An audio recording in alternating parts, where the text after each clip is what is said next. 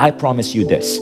If you take action on some of the things that I'm about to share with you, you will add as much as 5 to 25 years to your lifespan. And I kid you not, a lot of this is studied by science. A lot of this stuff is validated. So here's what I learned. Now, the first experiment has to do with biohacking the mind. So a lot of people do not think about the mind as something that, that you want to actually hack. But what I learned from Dave Asprey in our experiments with 40 years of Zen is that consciousness is hackable, and that the way modern science is evolving is so interesting. You can actually study up to 50 different frequencies in the brain. So a lot of you may have heard of alpha, beta, theta, delta. Have you guys heard of that? Turns out that's really, really, really basic. We've gone so much beyond that. I spoke to the author of the book, God in Your Brain, Dr. Mark Waltham. There are at least 50 different frequencies which are being studied right now. And you can reverse engineer these frequencies to change the way your brains function. So I do this, JJ does this, Dave does this, and 40 Years of Zen is one of those things. Now, what I did that I found had the biggest result was this. I want to show you something really interesting. So if you can see that image there, that's JJ, Dave, and me actually looking at my brainwaves. That's what my brainwaves look like. So by learning what brainwaves correspond to what states you want, what corresponds to creativity, what corresponds to intuition, what corresponds to now this is weird, but the ability to alter and bend reality, you can induce those states at will. And then you can do more with life. So I actually learned how to function intuitively in a waking state. I learned how to make my meditation go really deep, and all of this through hooking my brain up and then studying these brainwave patterns. Now, as I mentioned earlier, I can guarantee you that one of the things that you can do immediately without any expensive machinery is radical forgiveness. Radical forgiveness is the big thing. Radical forgiveness was the key to the healthiest brain states. Radical forgiveness is one of the biggest things that you can bring into your life. Forgive yourself or someone else that hurt you every single day. Now, the next thing that I worked on this past 1 year is refining my own meditation practice and being able to go into really deep, powerful states of meditation. Nothing comes close to the sixth phase. It isn't me who invented it. Rather, I looked at all the latest research on meditation and I put it together into one 20-minute hack. I believe in science. I believe in what scientists are saying works. I believe in empirical evidence, studying it yourself. Sixth phase does this. There are 6 different levels of your self, your consciousness that you can level up on, that science shows has the greatest contribution to well-being. And the sixth phase takes you through this through the most effective way in 15 minutes. So the first one is compassion and kindness.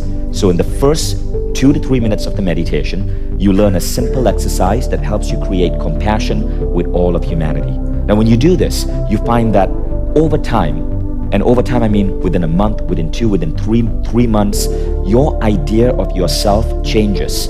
You start to give a damn about the rest of the world. Your affinity to your religion or your tribe or your race or your country starts fading away, and you develop an affinity with the entire human race. You become more humanistic.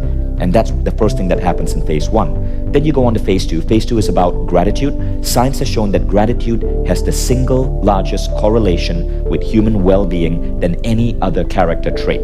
So you then go into gratitude. Stage 3, you go into forgiveness. We've already spoken about that. Now, all 3 of those states have to do with discipline, with the idea of disciplining yourself to be in a state of bliss throughout your day, right? But then you go to phase 4, 5, 6, which is based on future dreaming. So phase 4, 5, 6 is about developing a vision for your future and the impact you want to have in the world. Phase 4 is basically thinking of having a vision for your life 3 years ahead. Phase 5 is having a vision for how you want today to unfold. And phase 6 is feeling supported. Phase 6 comes from religious and spiritual traditions where you have this feeling of being supported by a higher power.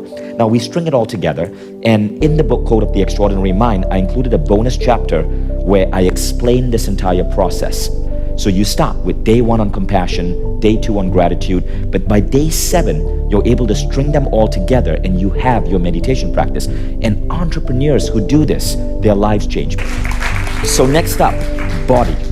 So as I turned 40, I managed to get to a better fitness level than I was 25 to 40. So I want to share with you what I discovered. So the first big thing is, how do you measure fitness? If you're not measuring it, you don't know that you're truly becoming fit.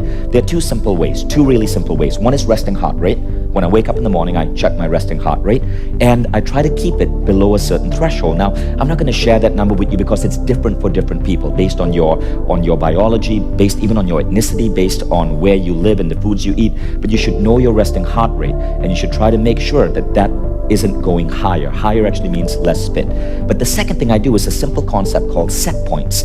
So a set point is a simple measure that lets you lock onto a particular health level. You see, as we get older, different things happen to biology. We might put on weight around our waist or our thighs. We might lose our endurance or our fitness level. But most of us accept this as being so. We accept the fact that, when I'm 80, I probably won't be able to do as many push-ups as I can right now when I'm 35. Or, when I'm 70, I'll probably get some weight around your belly. Why? That's another rule that you want to disrupt. So what I do is I establish set points. See my belt? Don't worry, I'm keeping my pants on, people. So I have a particular loop in my belt. I've had that same hole in my belt for 10 years. Every time I find that I can no longer tighten my belt to that hole, I know that I have failed a set point. So my belt loop is a set point. And that means I immediately have to install what is called a set point correction procedure. So a set point correction procedure is simply, for me, it's 1 week low carb diet, working out in the gym twice a week. That's it. And in 1 week, I go back to that same belt level. So I've been at the same belt level for 10 years. So set points are really important. I have 2 set points. Belt loop is 1. Now the second set point is really simple. It's push-ups. At any time in my life, I must be able to drop down and do 50 push-ups. If I cannot, I have failed my set point. So with set points, there's a terminology I use, and it's called your non-negotiable point, your non-negotiable set point. My non-negotiable set point is 50 push-ups. If I cannot do 50 push-ups, it means that something is off. Maybe I've put on too much weight, or maybe my muscle strength has gone down. Again, what happens next? Can anyone answer? Set point correction procedure. So I go back to the gym and I change the way I'm eating. So I've been able to consistently do the same amount of push-ups as 40 as I could at 25. But here's the thing, it's actually getting higher. So I just set a new push-up record, which is 55, which is, it's still pretty good. But here's what happens. Every time you fail a set point, let's say I wake up one day and I cannot do 50, I can only do 47.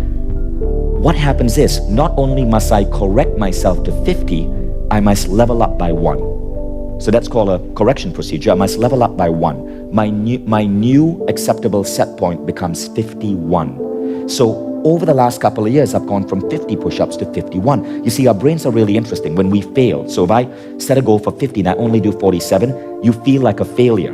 But that's the wrong conditioning in your brain. You want to flip that around and turn a problem into a project, or a problem into a challenge. So my brain flips and I'm like, okay, I did 47, awesome. Now this means I got to raise my set point to 51. So now for the next 2 weeks, I'll do push-ups, I'll go to the gym, I'll eat healthy, and I get to 51, and then 52. I want to be able to do 100 push-ups at 80. Fuck aging.